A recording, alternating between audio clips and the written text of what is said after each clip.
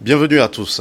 Il est visé par le 6e objectif de développement durable adopté par les Nations Unies. L'accès à l'eau reste une véritable préoccupation au niveau international. En Afrique, on estime que plus de la moitié de la population du continent ne jouit pas pleinement de cette ressource capitale, d'où la nécessité d'intensifier les efforts en faveur des couches les plus vulnérables.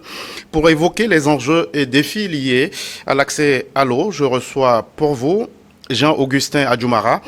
Vous êtes ingénieur, expert en hydraulique. Merci d'avoir répondu à notre invitation. Merci à vous. Merci de m'avoir invité.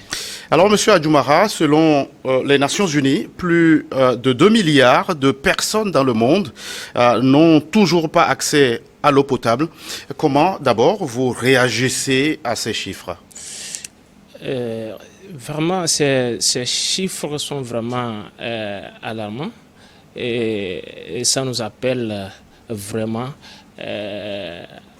à mener toute la population de la planète à avoir accès à l'eau potable. Regardons un peu, 2,5% ont accès à l'eau potable sur la planète. Ce qui veut dire que beaucoup de choses doivent être encore faites. Nous ne pouvons pas rester bras croisés. Une population qui est là, qui n'a pas une eau de qualité, entraîne la malnutrition. Donc, ce qui entraîne les pertes de vie des enfants dans le monde entier. Alors, Monsieur Adjoumara, en Afrique subsaharienne, seulement 24% de la population a accès à une source sûre d'eau potable. Comment combler justement ces inégalités d'accès à cette ressource vitale? Oui, et c'est ce que nous venons de dire. Il faut vraiment passer sur le terrain, regarder la ressource en eau qui est disponible. Nous prenons le cas de l'Érythrée, du Somalie, de l'Ouganda, vraiment aujourd'hui qui sont les pays vraiment défavorisés en eau potable. Donc il y a de quoi à émettre des projets afin que la population africaine, celle que nous aussi nous faisons partie, de pouvoir mettre une eau potable à tous. Alors, vous avez cité le cas de ces pays de la Corne de l'Afrique. Alors, quel est votre regard sur la situation dans votre pays, le Togo? Merci. Cette question est la bienvenue. Nous devons saluer l'effort que met le gouvernement, la feuille de route du gouvernement togolais qui a lancé l'appel à l'eau pour tous, à l'accès à l'eau pour tous. En 2021, nous avons enregistré un chiffre de 60% en taux de desserte en eau potable. En eau potable, en milieu urbain, en milieu semi-urbain, 52%, en milieu rural, 68%, et pour un taux national de 61 en 2021. Aujourd'hui, en 2022, les travaux sont toujours en cours, mais à l'heure où nous parlons, nous sommes déjà à 68%. Vous voyez que l'effort est vraiment mené sur le territoire togolais. Nous devons féliciter ces actions menées par le gouvernement. Plus de 60% de taux de desserte en eau potable pour le Togo. Et récemment, M. Adjoumara, une table ronde sur l'accès à l'eau s'est tenue du 1er au 2 décembre dernier. Est-ce le signe d'une véritable préoccupation au sommet de l'État quant aux défis liés à cette ressource capitale? Oui, évidemment, oui. C'est à féliciter. Ce sommet a permis a permis au Togolais, au peuple togolais, nous, de bénéficier d'un accord signé avec l'AFD, l'Agence française de développement. L'Agence française de développement, la Banque ouest africaine également, qui ont signé lors de cette convention d'un protocole d'accompagnement à la population togolaise. Voilà. Pour accélérer les efforts dans le cadre de l'accès des populations à l'eau potable. Alors, les difficultés d'accès à cette ressource conduisent une partie de la population à recourir à la construction des forages. Vous qui êtes sur le terrain, vous avez dû le constater. Et là aussi, il semble que ce n'est pas sans risque. C'est vraiment à risque parce que construire un forage, on ne se lève pas tôt le matin pour aller le faire. Donc, il faut quand même faire recourir aux entreprises ou au ministère de l'eau, le ministère de l'hydraulique villageoise, faire recours à eux pour se faire un bon forage. Parce que récemment,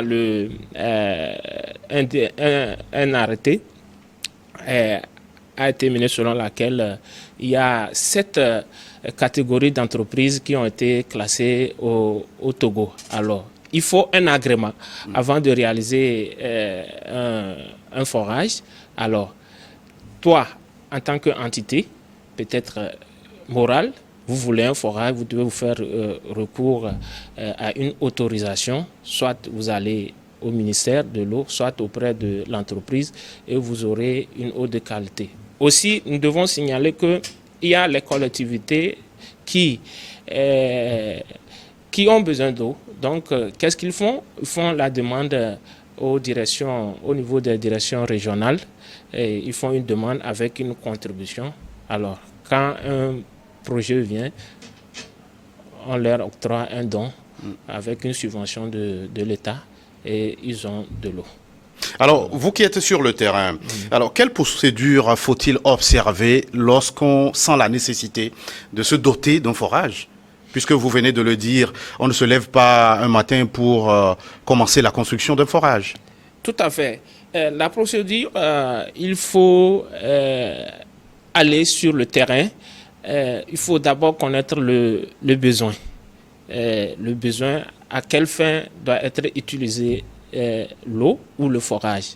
En fonction de ça, nous menons une prospection sur le terrain, une étude hydrologique et géologique de toute la zone concernée.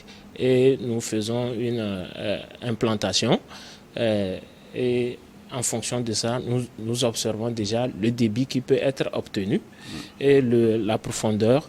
En fonction de ça, on fait un équipement nécessaire parce que le Togo est divisé en 2 zones. Une zone sédimentaire qui couvre maritime, une zone de socle qui couvre plateau en allant jusqu'à savane.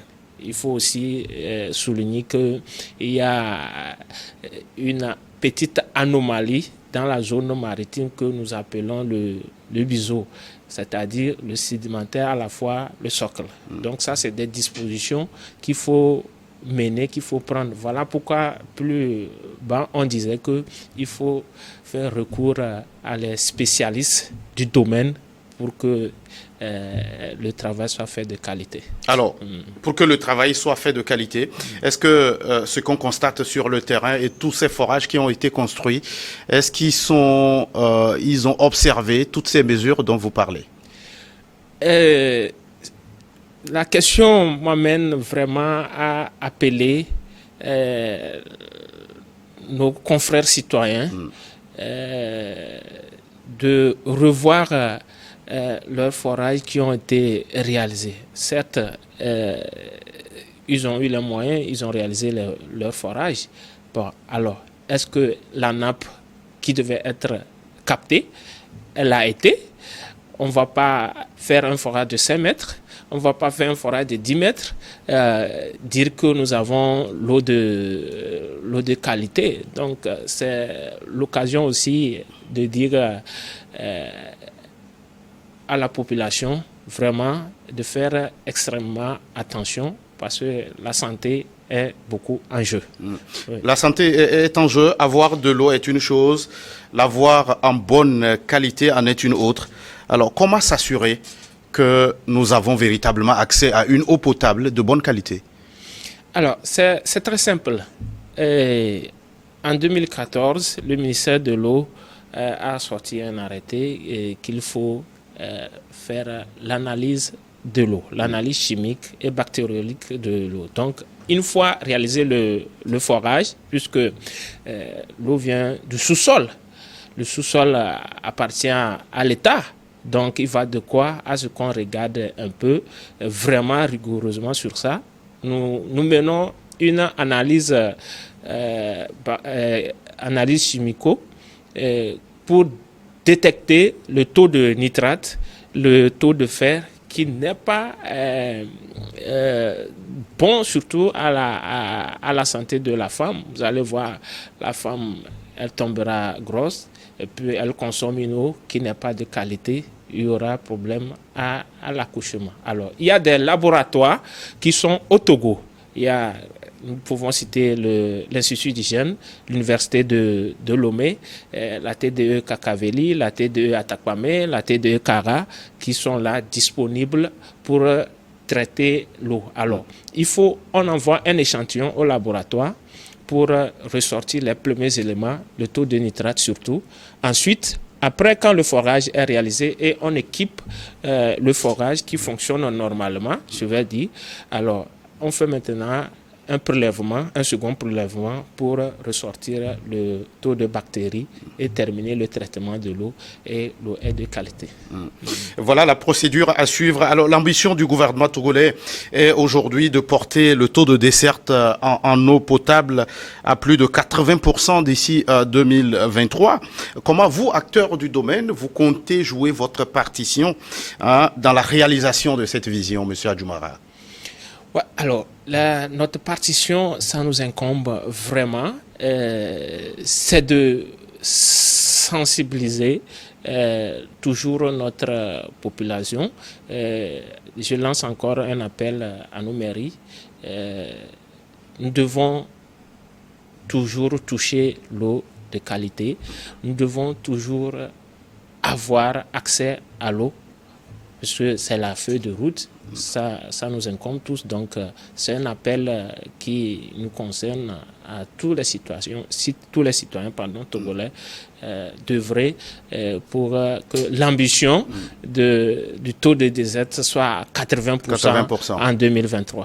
Alors, la question de l'accès à l'eau est visée, on l'a dit précédemment, par l'ODD 6, dans un contexte d'aggravation du réchauffement climatique qui conduit, on le voit, au tarissement de cette ressource par le biais justement de l'aggravation et du tarissement de la nappe phréatique, des nappes phréatiques. Est-ce que vous êtes inquiet quant à l'avenir? Nous sommes vraiment inquiets, très inquiets. C'est des sujets que nous débattons au jour le jour, en observant le réchauffement climatique, le taux d'effet de serre qui est vraiment alarmant, un handicap pour la sécheresse. Alors, le réchauffement, c'est ce que nous disons, nous avons dit tout à l'heure, vous ne faites pas un forage à une profondeur qu'il faut, alors, après un moment, le forage arrive, vous n'avez pas d'eau. Alors, voilà pourquoi il faut quand même aller à une profondeur donnée, et il faut que nous réduisions l'effet de serre qui conduit au réchauffement climatique qui nous inquiète vraiment tous. Alors, justement, au Togo, qu'est-ce que vous voyez sur le terrain qui se fait dans le cadre de l'amélioration de l'accès des populations, surtout en milieu rural, à l'eau potable? Vraiment, beaucoup de choses se font. C'est l'occasion aussi de féliciter l'entreprise Green Forage qui mène vraiment par le passé sur les projets PAPV, les projets SPO, qui vraiment cette entreprise mène des travaux impeccables sur le terrain, notamment des travaux d'urgence aussi du ministère de l'eau. Cette entreprise est beaucoup à féliciter, elle est de qualité, elle travaille beaucoup. Alors, vous parlez du PAPV, c'est le programme d'appui aux populations vulnérables qui, notamment, assiste les populations en milieu rural en construction de forages. Monsieur Adjoumara, des voix s'élèvent pour sonner l'alerte quant à la bonne gestion de la ressource en eau potable. Est-ce que sur ce plateau, c'est aussi votre appel? Évidemment, oui, c'est mon appel parce que l'État, le gouvernement œuvre beaucoup en faisant des dons, des forages à nos populations. Alors, nous avons un forage qui a été construit. Alors, ce n'est pas parce qu'il y a eu un don que nous allons utiliser l'eau comme il le faut, en pêle-mêle. Alors, il y a des fuites, il faut les signaler. Les gouttes d'eau qui pètent, c'est... Nous parlons du réchauffement. Alors, nous ne devons pas perdre ces eaux parce que nous ne regardons pas ce qui va vraiment arriver dans le futur. Que nos communes, nos mairies, que nous, en tant qu'aussi citoyens, nous sensibilisons la population togolaise que vraiment d'éviter des pertes d'eau, des gouttes d'eau. On perd, on ne pourra plus les récupérer. Autant de les conserver. Voilà. Autant conserver et observer les bonnes pratiques dans la gestion de nos ressources en eau. C'est l'appel de Jean-Augustin Adjoumara. Vous êtes ingénieur, expert en hydraulique. Merci d'être passé sur ce plateau. Merci, je vous remercie. Merci à vous qui êtes restés à notre compagnie. À très vite pour un autre numéro de votre émission Focus.